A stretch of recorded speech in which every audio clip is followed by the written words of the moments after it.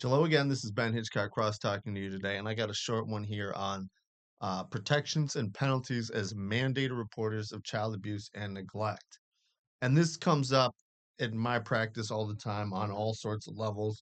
Um, Somebody falsely claiming to be reporting in good faith when it's really something else. Somebody reporting in good faith and being retaliated against and almost everything in between.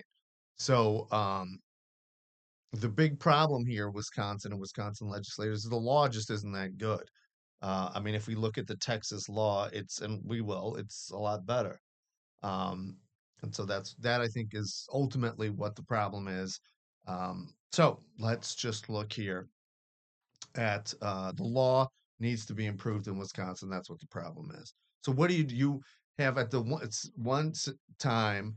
Um, Individual teachers, for example, are mandated reporters, and if they fail to report because of pressure from administrators, oh my God, could that possibly happen?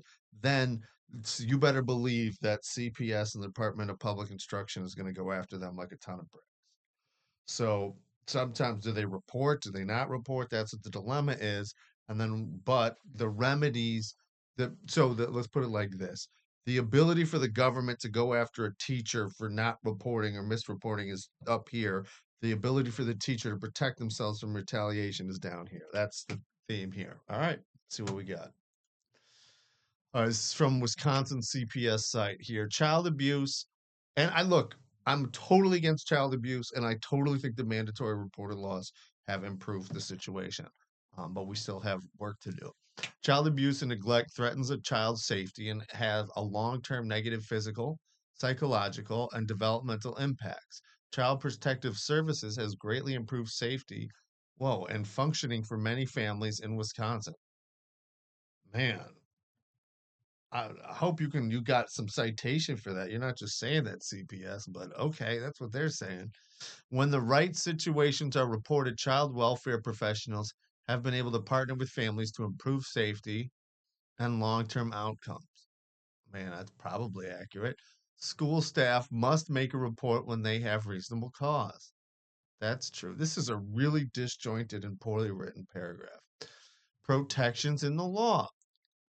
It is important for all mandated reporters to understand that when they make a report in good faith, the law provides protections against being fired, disciplined, or otherwise discriminated against in regard to employment or from being threatened with any such treatment. And here's what I want to say. This is exactly what the law says here. That's it. That's it. All it says.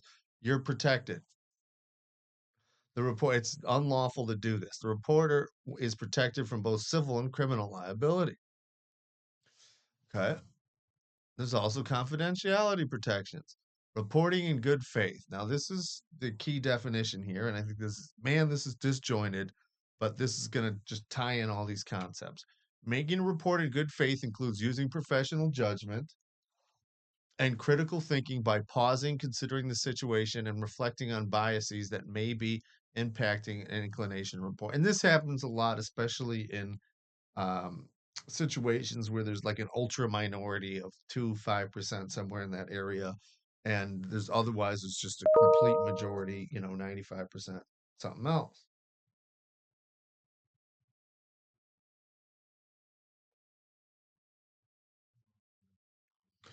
Okay.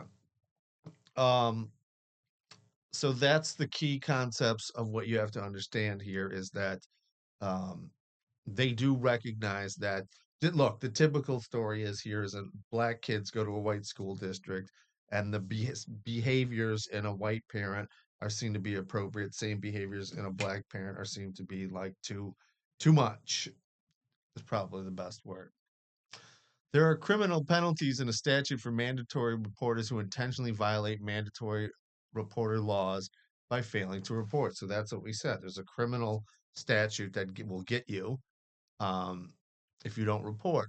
But there's no criminal penalty for those who retaliate against them or terminate people. Ultimately, whether or not a person has complied with the statute and is subject to criminal penalties is a matter for law enforcement. Information provided by DPI in this training is intended only as guidance. You knew it was coming from DPI. All right. License revocation due to immoral conduct. And this we're just talking here about what are the penalties for teachers.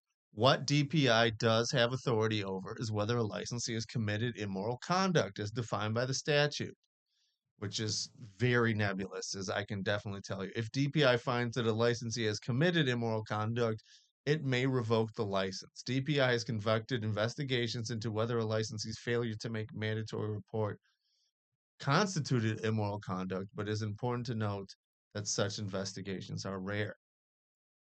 A licensee, meaning a teacher, will most likely have been found to engage in immoral conduct for failing to report in two situations. One, where a licensee knows they should make a mandatory report and chooses not to and engages in active cover up. And two, where the requirement to report is so clear that any other reasonable licensee will know that they should report, and the failure to report is clearly goes like sexual abuse or assault or whatever they're talking about there. So that is that. Now, I'm going to pause for a second here and read out to you the Texas Family Code. All right, here's the Texas Family Code 266.10. In this section, an adverse employment action means an action that affects an employee's compensation, promotes for transfer, work assignment, or performance evaluation, or any other employment action that would dissuade a reasonable employee from making or supporting a report of abuse or neglect. Holy cow, that's pretty good. An employer may not suspend or terminate the employment of, discriminate against, or take any other adverse action against a person who is a professional and in good faith reports child abuse or neglect to the person's supervisor and administrator of the facility where the person is employed, a state regulatory agency, or a law enforcement agency. Man, we need this. Initiates or cooperates with an investigation or proceeding by a governmental entity relating to an allegation of child abuse or neglect. A person may sue for injunctive relief, damages, or both in violation of this section. The person is suspended or terminated, discriminated against, suffers any other employment action. A plaintiff who prevails in a suit under this section may recover actual damages, exemplary damages, court costs, reasonable attorney's fees, and reinstatement, fringe benefits, back pay. Jeez Louise, a public employee who alleges may sue the employee for relief in this section. Sovereign immunity is waived and abolished to the extent liability is created by this section. Holy cow. And fifth, in a suit under this section against an employing state or local government entity, a plaintiff may not recover compensatory damages for future pecuniary losses, emotional pain, suffering, inconvenience, mental anguish, okay, but they may get $50,000 if the government employee in an amount that exceeds $100,000 to, geez, $250,000 if the employee state or local government entity has more than 500 employees.